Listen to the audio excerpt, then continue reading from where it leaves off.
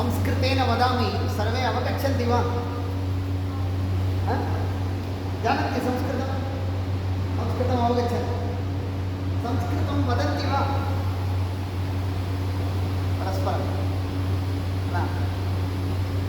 संस्कृतेन सम्भाषणं मुख्यमस्ति। एकभाषायाः रक्षणं करणीयम् इत्युक्ते मुख्यभूतं कार्यमस्ति सम्भाषणं। चिन्तयतु, इदानीं मम समीपे एका सेवफलमस्ति। सेवफलं जानन्ति? आपिल् बोलते सेवफलं। तस्य रक्षणं करणीयं चेत् अहं सेवफलं कुत्र स्थापयामि? कुत्र स्थापयामि चेत् सेवफलस्य रक्षणं भवति? कुत्र स्थापयति? फ्रिड्ज् मध्ये स्थापयति, प्रशीतके।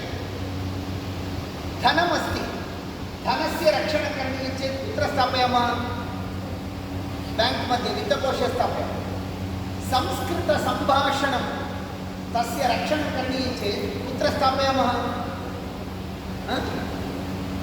फ्रिड्ज् मध्ये स्थापयामः वा? बेङ्क् मध्ये स्थापयामः वा? कुत्र? मुखे स्थापयामः। मुखे। सम्यक्, भवतः कृते 90 अङ्काः, इतोपि 100 अङ्काः दातुमिच्छामि चेत् कस्मै ददामि? मुखे।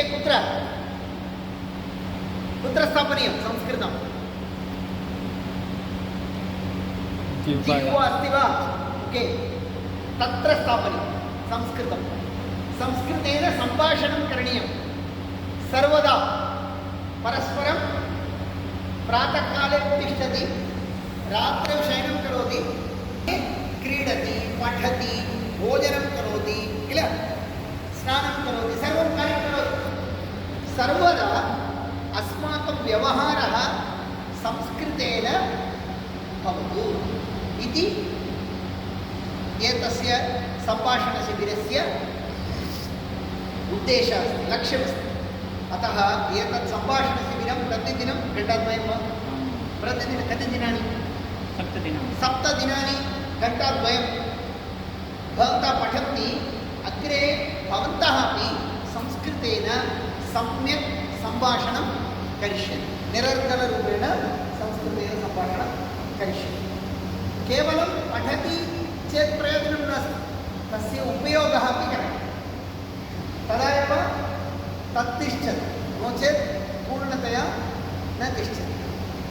अतः किं करणीयं? संस्कृतं पठामः, अस्माकं दैनन्दिनजीवने, नित्यजीवने संस्कृतव्यवहारं कुर्मः।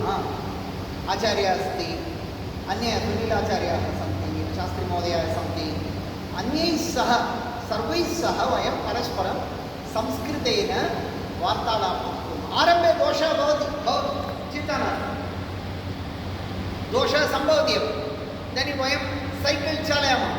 भवत्सु कति जनाः सैकल् चालनं जानन्ति? सर्वे जानन्ति, उत्तमं।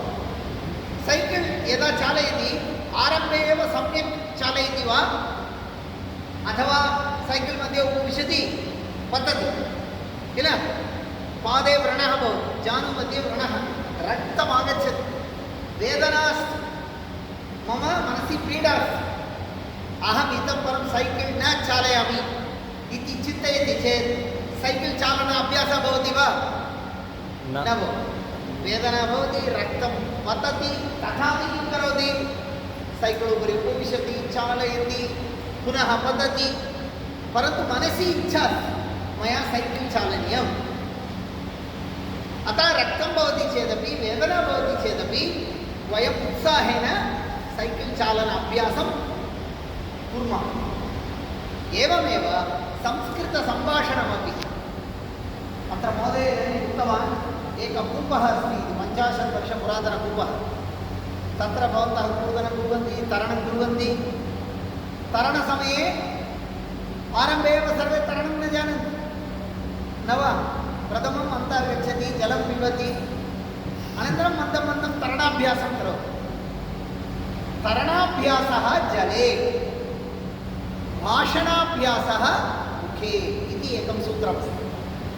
अतः भाषायाः अभ्यासः करणीयः चेत् किं करणीयं? सम्भाषणं करणीयम्। आरम्भे भवति अहं गृहं गच्छति इति भवति, चिन्ता मास्तु। अनन्तरम् अहं गृहं गच्छामि इति परिष्कारः भवति। परन्तु वयं निरन्तरं प्रयासं कुर्मः, संस्कृतेन सम्भाषणं कुर्मः, तर्हि भाषायाः वर्धनं भवति, विकासः भवति। भवन्तः प्रतिदिनं गायत्रीमन्त्रं वदन्ति किल? का मन्त्रः? गायत्रीमन्त्रः। किम् अस्ति मन्त्रम् एकवारं वदतु।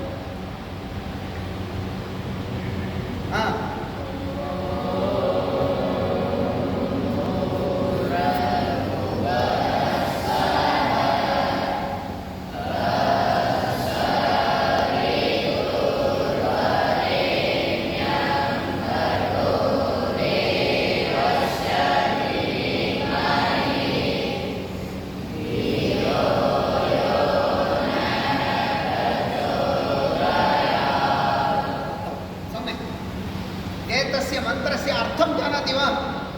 सर्वे जानन्ति?